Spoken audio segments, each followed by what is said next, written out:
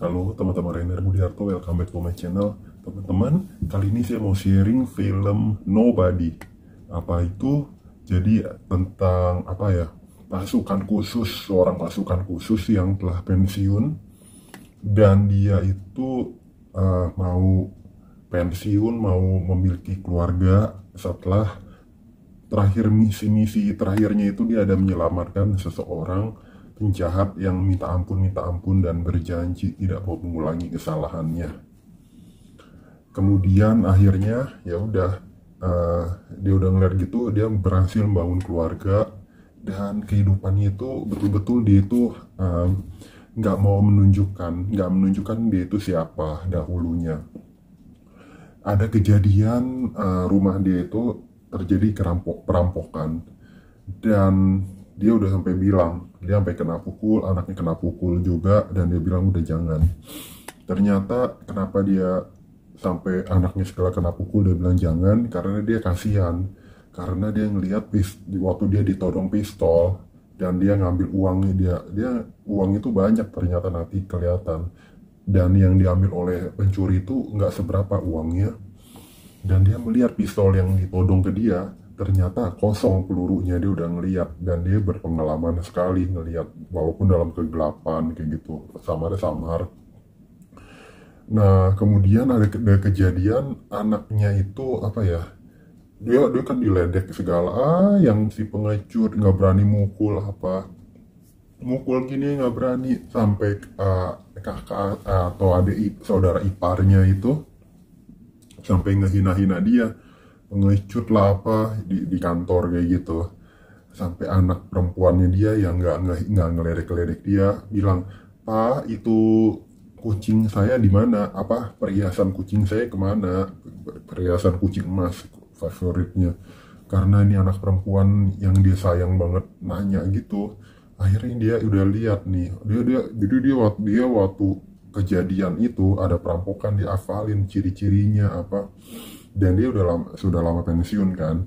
Tapi karena anaknya ini nanyain mana barangnya dia, akhirnya dia datang, dia pinjem kartu FBI bapaknya, terus sebagai alibi malahan.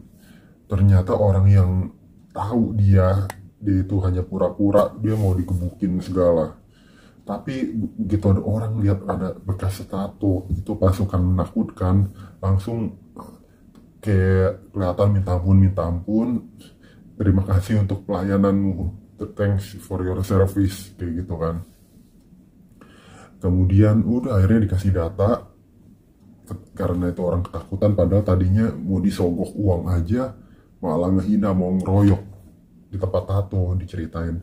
Udah gitu, akhirnya dia dapat alamat, dia sambangin, bener, pelakunya itu suami istri yang lagi, ternyata dia denger itu ada suara bayi dan uangnya itu dikembaliin jam tangan setelah dipukul gitu kan, karena dia juga mukul waktu kejadian.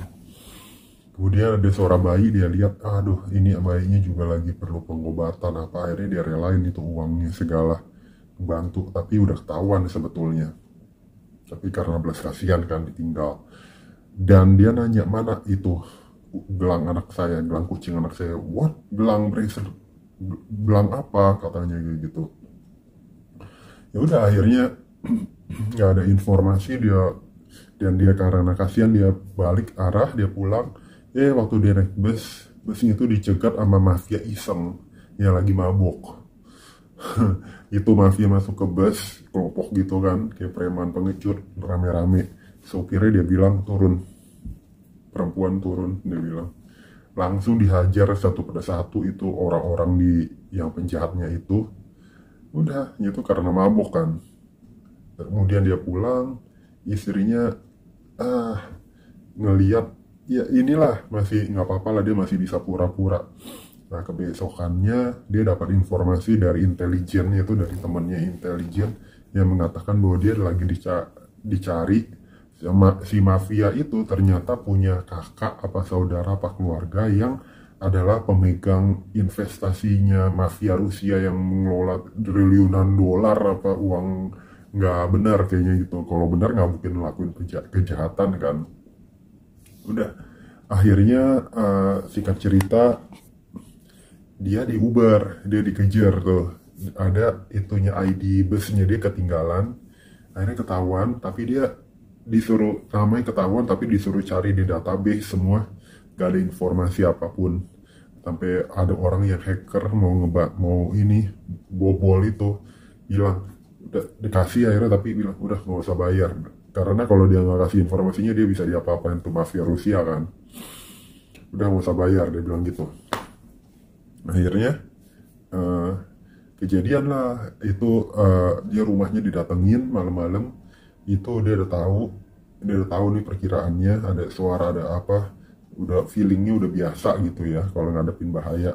Istri anak-anaknya dimasukin ke basement dan pintu ditutup, elektronik itu pengaman dihabisin tuh satu persatu itu orang. Kemudian ya dia akhirnya ada sempat kena kebok sehingga pingsan si mantan pasukan khusus ini. Akhirnya diceritain masukin ke bagasi mobil, diborgol, dan di perjalanan dia sadar gitu, cepat sadarnya, maka dia karena terlatih digambarin. Itu kan dia diborgol kan, itu kan dia nggak bisa lewat karena ada jempolnya dia sendiri dia patahin, krek gitu. Taruh di mobil ada pemadam kebakaran, dia jebol belakang langsung dia semprot, mobil terbalik, diceritain begitu. Udah itu dia bilang sama yang nyulik dia, dulu saya itu dikenal sebagai auditor, jadi orang yang mau ditemuin terakhir dan terakhir kalinya. Kok ini berani-berani kayak gitu nih anak cecere, maksudnya dia begitu. Itu orang udah terkulai semua, udah nggak bisa apa-apa. Akhirnya dia tanya siapa yang ini ngirim kamu. Akhirnya kan benar si mafia Rusia ini. Udah si mafia Rusia ini tanya alamatnya segala di mana, didatengin, dibakar habis itu harta, uangnya apa semua. Udah gitu dia samperin itu si mafia nomor satunya itu, yang pengelolanya itu seorang diri itu, dia bawa bom ya, di cafe itu. Dia bilang dia makan steak enak, sambil dia begitu dikenalin mukanya, ini yang dia cari, dia dikerubungin, terus dia bilang ini ada bom kayak gitu, ada nunjukin bom ya, saya mau selesaikan masalah ini agar nggak berlarut-larut, agar bisa selesai. Akhirnya nggak ada yang berani apa-apain dia keluar kan, dia juga bawa bom kan, dia bilang kalau ditarik meledak semua. Dia mobil, dia nunggu, pikir ada kesepakatan apa ya, perdamaian atau apa, atau nggak perpanjang lagi, dia juga minta maaf. Ternyata enggak kan, uang udah dihabisin semua kan, uangnya si Rusia itu. Akhirnya dia diberondong peluru,